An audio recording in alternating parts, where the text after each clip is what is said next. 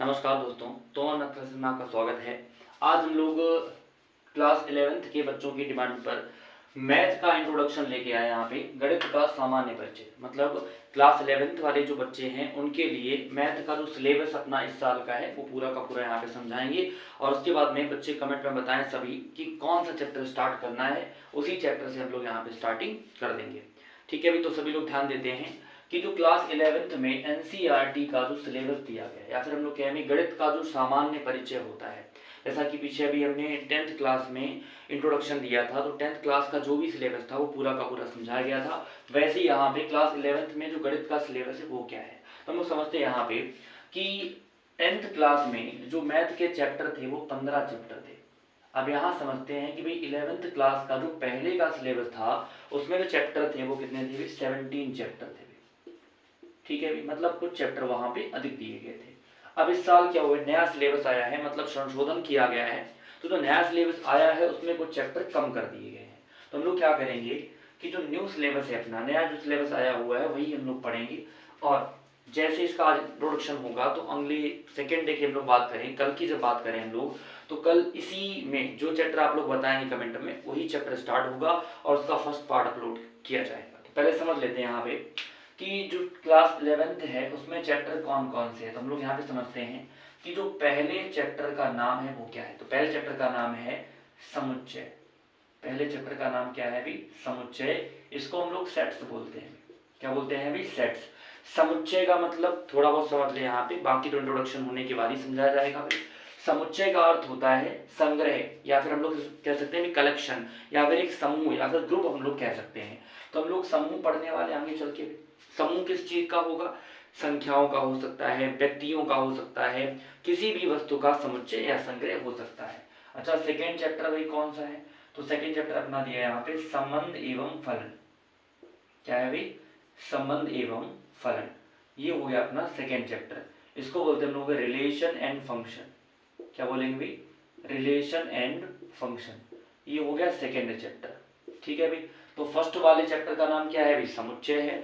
Second chapter क्या दिया है भाई, संबंध एवं फलन। तो यहाँ पे हम लोग दो टाइप की चीजें पढ़ने वाले हैं, कौन कौन सी, संबंध और फलन। तो संबंध क्या होता है भाई, संबंध का मतलब रिलेशन, जैसे कि दो व्यक्ति हैं उनके मध्य भाई भाई का संबंध है, भाई बहन का संबंध है, माता पिता का संबंध है, ये सब संबंध पढ़ने वाले हम लोग। और फलन क्या होता है, फलन के अंदर कौन कौन से पार्ट आते हैं, जैसे कि प्रांत है, परिसर है, ये सब क्या होते हैं, इनकी बात हम लोग करेंगे। थर्ड चैप्टर जो अपना है भी, थर्ड वाले चैप्टर का नाम है त्रिकोणमितीय फलन।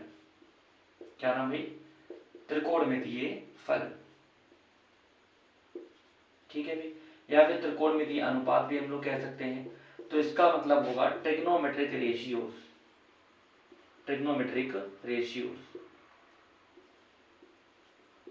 ठीक है भाई, तो जैसा कि हम लोग पढ़ चुके हैं कि जो क्लास 10th है अपनी, क्लास 10th में ट्रिग्नोमेट्री बहुत ही मतलब नॉर्मल लेवल की दी गई। कहा जाए तो सामान्य रूप से केवल अनुपातों की बात की गई थी, केवल 6 त्रिकोणमितीय अनुपात, साइन कॉस टेन, कॉस एक सेक और कॉट की। अब यहाँ पे क्या हुआ कि उनका विस्तृत रूप हम लोग पढ़ने वाले हैं त्रिकोणमितीय अनुपात या फिर त्रिकोणमितीय फलन के रूप में। अभी पिछली साल का जो सिलेबस था उसमें जो फोर्थ चैप्टर था उसका नाम था गणितीय आगमन सिद्धांत। अब जो नया सिलेबस आया है उसमें फोर्थ चैप्टर को हटा के जो फिफ्थ चैप्टर था सम्मिश्र संख्या, क्या था भी, सम्मिश्र संख्या, उसको यहाँ पे रखा गया है, जिसको हम लोग बोलते हैं कम्प्लेक्स नंबर। क्या बोलते हैं भी, कम्प्लेक्स नंबर। ठीक है भाई, ये फोर्थ चैप्टर हो गया। अब बात है फिफ्थ चैप्टर क्या था भाई, तो फिफ्थ चैप्टर अपना हो जाएगा यहाँ पे असमीका। क्या हो जाएगा भाई, असमीका हो जाएगा। और असमीका को हम लोग क्या बोलते हैं भाई, इनइक्वलिटीज। क्या बोलते हैं, इनइक्वलिटीज। इनइक्वलिटीज, इसका मतलब है असमीका। असमीका का मतलब जो असमान होता है, समान नहीं होता। जैसा कि हम लोगों ने अभी तक केवल जो समीकरण पढ़े हैं वहां बराबर का चिन्ह लगा होता है। अब चिन्ह होंगे ग्रेटर देन या फिर लेस देन, या फिर चिन्ह क्या भाई, ग्रेटर और इक्वल, लेस और इक्वल, ये सब लोग पढ़ने वाले हैं। ये सब किसके अंदर आते हैं भी, असमीका के अंदर। अच्छा, सिक्स चैप्टर का नाम क्या है भी, तो क्रमचय एवं संचय। क्या नाम होगा भी, क्रमचय एवं संचय। ठीक है भाई, इसको हम लोग बोलते हैं परम्यूटेशंस एंड कॉम्बिनेशंस। क्या बोलते हैं भी, permutations and combinations, permutations and combination. अच्छा, अब इसके अंदर हम लोग क्या पढ़ने वाले हैं, तो परम्यूटेशन मतलब यहाँ पे बात हो रही है क्रमचय, मतलब क्रम की बात हो रही है। संचय का मतलब होता है एकत्रित करना या फिर इकट्ठा करना। तो यहाँ पे हम लोग क्रमचय और संचय के अंतर्गत वस्तुओं को एकत्रित करने की, वस्तुओं को इकट्ठा करने की, या फिर 3 अंकों की संख्या हम कितने प्रकार से बना सकते हैं, 4 अंकों की संख्या कैसे बनती है, वो सब हम लोग पढ़ने वाले हैं। तो 7 नंबर चैप्टर का नाम क्या है? 7 नंबर चैप्टर अपना है यहाँ पे द्विपद प्रमेय। नाम क्या है भाई? द्विपद प्रमेय। इसको हम लोग बोलते हैं बाइनोमियल थ्योरम। क्या बोलते हैं अभी? ध्यान से समझ लें, क्या बोलते हैं इसको हम लोग? Binomial theorem. ठीक है भाई, इतनी बात समझ रहे सब लोग यहाँ तक भी, कि जो 7 नंबर चैप्टर है वो क्या है? द्विपद प्रमेय। जैसा कि हम लोगों ने कक्षा 8 में पढ़ा होगा, a प्लस बी का whole square. a plus B कितने पद हैं? 2 पद। a माइनस बी का होल स्क्वायर कितने पद हैं? 2 पद। a प्लस बी का होल क्यूब कितने पद हैं? 2 पद। तो जो 2 पदों से संबंधित प्रमेय होती है उसे हम लोग क्या बोलते हैं? द्विपद प्रमेय। अब देखते हैं यहाँ पे, अच्छा यहाँ पे बात हुई कि भाई द्विपद प्रमेय का प्रयोग किसके लिए हो रहा है, तो हमने जब फॉर्मूला पढ़ा था a प्लस बी का होल स्क्वायर, तो हमें याद करवाया गया था कक्षा 8 में कि a square plus B square plus 2ab। अब हम लोग पढ़ेंगे कि फॉर्मूला बनता कैसे है, रियल में किस नियम पर आधारित है और कैसे बनाया गया है। अब समझते हैं यहाँ पे 8 चैप्टर का नाम है भी अनुक्रम एवं श्रेणी। क्या नाम है भी? अनुक्रम एवं श्रेणी। इसको हम लोग बोलते हैं सीक्वेंस एंड सीरीज। क्या बोलते हैं भाई? Sequence and series. तो सीक्वेंस का मतलब क्रम कह सकते हैं हम लोग, और श्रेणी कितने प्रकार की? तो 10th क्लास में एक प्रकार की श्रेणी पढ़ाई गई होगी सभी को, समांतर श्रेणी। अब क्या होगा यहाँ पे भी, फर्स्ट ईयर लेवल पे 3 प्रकार की श्रेणियां आती हैं भी। कौन कौन सी? एक तो समांतर श्रेणी भी, एक आती है गुणोत्तर श्रेणी, एक आती है हरात्मक श्रेणी। तो अब क्या हुआ कि पहले सिलेबस में से हरात्मक श्रेणी को हटा दिया गया, मतलब बची हैं 2 श्रेणियां। कौन कौन सी?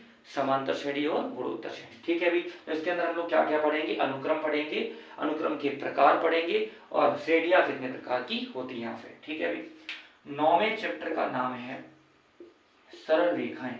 क्या होगा भाई? सरल रेखाएं। ठीक है भाई, तो ये बहुत भाई ब्रॉड चैप्टर हम लोग कह सकते हैं, बड़ा चैप्टर है यहाँ पे, क्योंकि इसमें बहुत सारी रेखाओं के प्रकार हैं। इसको बोलते हैं स्ट्रेट लाइन।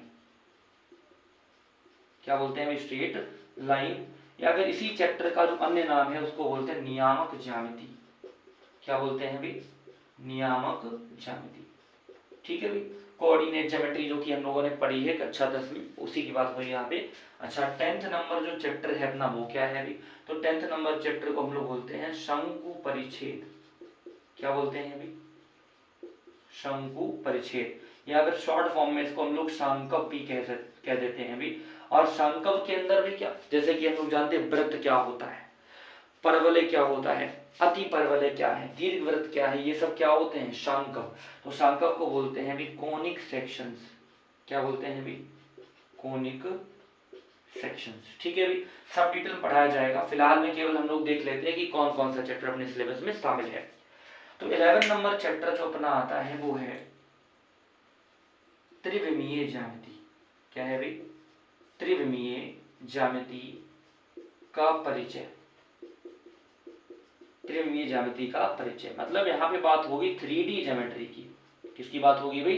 3D ज्योमेट्री की। जैसा कि हम लोगों ने कक्षा 10 में पढ़ा है, 10th क्लास में देखा है कि जो कार्तीय तल है उसमें 2 अक्ष होती थी, एक्स अक्ष और वाई अक्ष। तो वो था 2D। 2D का मतलब 2 डायमेंशन, केवल 2 विमाएं। अब क्या होगा अभी? अब बात हो रही है यहाँ पे 3D की। तो 3D का मतलब क्या है भी? त्रिविमीय, मतलब जिसमें 3 विमाएं होंगी, एक्स अक्ष, वाई अक्ष और जेड अक्ष। तो यहाँ पे एक नई अक्ष शामिल कर दी जाएगी। ठीक है भाई। अच्छा, 12th नंबर चैप्टर क्या है? इसका नाम है सीमा एवं अवकलज।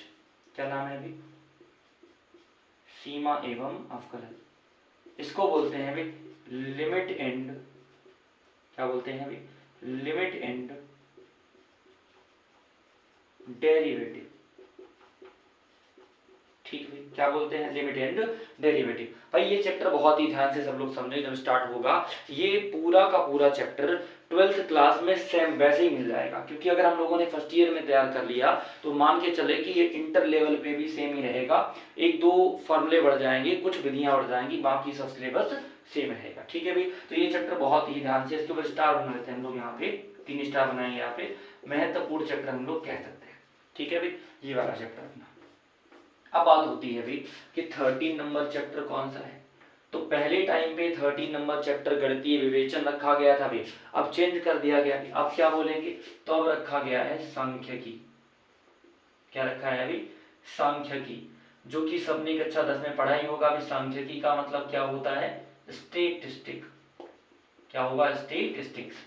ठीक है, तो सांख्यिकी के अंदर सबने पढ़ा होगा केंद्रीय प्रवृत्तियां क्या होती हैं, सेंट्रल प्रॉपर्टीज क्या होती हैं, कितने प्रकार की पढ़ी सबने भी, माध्य पढ़ा होगा, माध्यिका पढ़ी होगी, और क्या पढ़ा होगा, बहुलक। तो ये हम लोग सांख्यिकी के अंदर पढ़ने वाले हैं, ये भी महत्वपूर्ण चैप्टर है। हालांकि इंटर में इसका कोई यूज नहीं है, तो इंटर में हम लोग ये नहीं पढ़ेंगे, फर्स्ट ईयर पे ये काम आता है अपना। ठीक है, अच्छा फिर बात करते हैं हम लोग यहाँ पे कि जो 14 नंबर चैप्टर और जो लास्ट चैप्टर है अपना वो क्या है, तो हम लोग कह देंगे भी प्रायिकता। प्रायिकता को हम लोग क्या बोलते हैं, प्रोबेबिलिटी। क्या कहते हैं भी, प्रोबेबिलिटी। ये हो गया अभी अपने चैप्टर का लास्ट वाला पार्ट, प्रायिकता, जो कि सबने देखा हो कक्षा 9 में भी आता है, 10 में, 11 में और सेम 12 में रहेगा। ध्यान रखें भी, प्रायिकता को बहुत अच्छे लेवल पे तैयार करना है ताकि 12th लेवल पे अच्छा तैयार हो, क्योंकि 12th में लगभग 10 या 12 नंबर के क्वेश्चन प्रायिकता से बनते हैं। तो ये रहा अपना सिलेबस पूरा का पूरा किसका भाई, 11th क्लास का। अब सभी बच्चों का काम ये है कि सब कमेंट हम बताएंगे कौन सा चैप्टर स्टार्ट किया जाए, जिस चैप्टर के कमेंट अधिक होंगे वही चैप्टर स्टार्ट किया जाएगा, और हर एक चैप्टर में हर एक क्वेश्चन एक एक करके करवाया जाएगा भाई, और सारे क्वेश्चन का सोल्यूशन होगा, थ्योरी करवाई जाएगी। तो अच्छे से सब लोग तैयार करेंगे वहाँ पे, और साथ में काम करते रहें भाई। जिन बच्चों ने चैनल को सब्सक्राइब नहीं किया वो कर लें, और अपने दोस्तों के साथ में वीडियो को शेयर करें, ताकि जो बच्चे अभी जुड़े नहीं वो भी आगे चल के जुड़ जाएं भाई, और स्टार्टिंग से ही चैप्टर को अपना कवर करना स्टार्ट कर दें। तो इतने चैप्टर में से सब लोग बताना है भी कौन सा चैप्टर स्टार्ट करें हम लोग, फिर वहां से हम लोग स्टार्टिंग करेंगे। तो कल तक सभी लोग कमेंट कर दें, उसके बाद में हम लोग कल ही शाम को वीडियो अपलोड कर देंगे किसी भी एक चैप्टर की। ठीक है, जो बताया जाएगा। धन्यवाद।